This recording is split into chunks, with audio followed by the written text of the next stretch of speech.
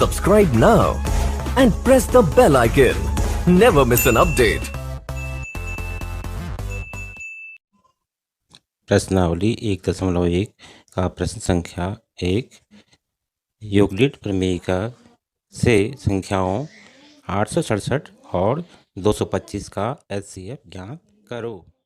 हम इसको इस तरह से लिख देंगे कि 867 इज ग्रेटर देन 225। अब हमें यूक्लिड की प्रमेयिका लिखनी है और इस तरह से हम लिखेंगे यूक्लिड प्रमेयिका से a बराबर b गुणा गया q धन r, जहाँ 0 इज लेस देन और equal to r and r is less than to b, यानी भाज्य बराबर भाजक गुणा भागफल धन शेषफल। अब हमें रफ में 225 का भाग 867 में देना है। तो 225 का भाग 867 में 3 बार जाने वाला है और ये हो गया आपका 675, और 7 में से 5 गया 2, 16 में से 7 गया 9, 7 में से 6 गया 1, 192 हमारा शेषफल आ गया है। तो यहाँ पर 867 भाज्य हो गया, 225 भाजक हो गया और 3 भागफल हो गया, 192 शेषफल हो गया। यानी ये a हो गया, ये b हो गया, ये q हो गया और ये r हो गया। अब a, b, q और r के इन मानों को हम यूक्लिड प्रमेयिका में स्थापित कर देंगे। इस तरह से हमने लिख दिया है 867 बराबर 225 गुणा गया 3 धन 192, और हम यहाँ पे हम देख रहे हैं कि हमारा शेषफल 192 आया है और हमें तब तक ये प्रक्रिया करनी है जब तक हमारा शेषफल शून्य ना आ जाए। क्योंकि शेषफल 192 आया है, अतः हमने यहाँ लिख देना है कि शेषफल शून्य नहीं है। और साथ ही हम इस वाले स्टेप को लिख देंगे चरण 1। अब अगले चरण के लिए हमने 192 को भाजक बनाना है और 225 को भाज्य बनाना है, यानी 192 से हम अब 225 में भाग देने वाले हैं।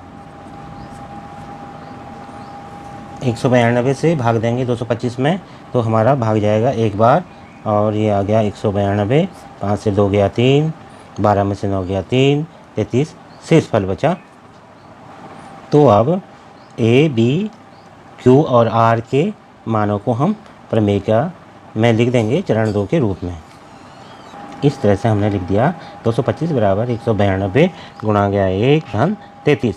यहाँ पर शेषफल 33 है जो कि शून्य नहीं है, अतः हमें फिर से लिख देना है कि शेषफल शून्य नहीं है। अब अगला चरण हम शुरू करेंगे चरण 3। चरण 3 में के लिए 33 का भाग हम 192 में देंगे। 33 का भाग 192 में 5 बार जाएगा। 5 3 15 का 5 हासिल 1, 5 3 15 और 1 16, 12 में से 5 गया 7, 8 से 6 गया 2, 27 बचा है। तो इस चरण के लिए भी हम a, b और r और q के मान प्रमेयिका में रख देंगे।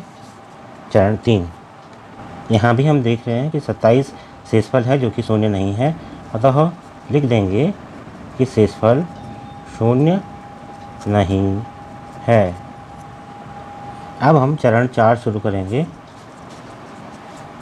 चरण 4 के लिए अब हमने 27 से भाग देना है 33 में, इस तरह से, और 27 का भाग 33 में एक बार जाएगा तो बचेगा 6, 16, 27 और 6 33, तो 6 बचेगा।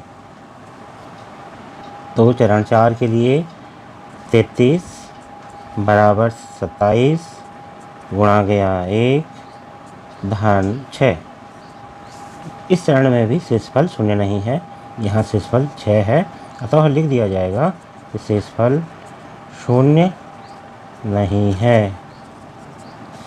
अगला चरण हम शुरू करेंगे, चरण 5। और चरण 5 के लिए अब हमें 6 का भाग 27 में देना होगा। तो 6 का भाग 27 में देंगे तो 4 बार जाएगा, 24 और बचेगा 3। इन मानों को भी हम क्रमिका के रूप में चरण 5 में स्थापित कर देते हैं। तो ये हो जाएगा 27 बराबर 6 गुणा गया, 4 बार भाग गया था और शेषफल आया था हमारा 3। तो शेषफल शून्य नहीं है, तो फिर से लिख देते हैं शेषफल शून्य नहीं है। अगर शेषफल शून्य नहीं है तो हमारा अगला चरण 6 शुरू हो जाएगा। और चरण 6 के लिए हमने अब 3 का भाग 6 में देना है, यानी शेषफल का भाग इस भाजक में देना है, जो कि 2 बार जाएगा और शेषफल शून्य बचेगा।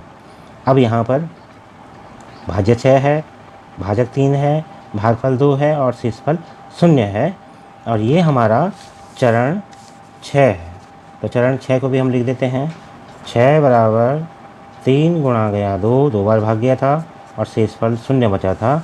अब कि हमारा शेषफल शून्य आ गया है, तो हम लिख देंगे शेषफल बराबर 0। इस चरण में 6 भाज्य था, 3 भाजक था, 2 भागफल था और 0 शेषफल। अतः जो भाजक होगा यानी 3, वही इन दोनों संख्याओं 867 और 225 का HCF होगा। अतः 867 व 225 का HCF बराबर 3 होगा।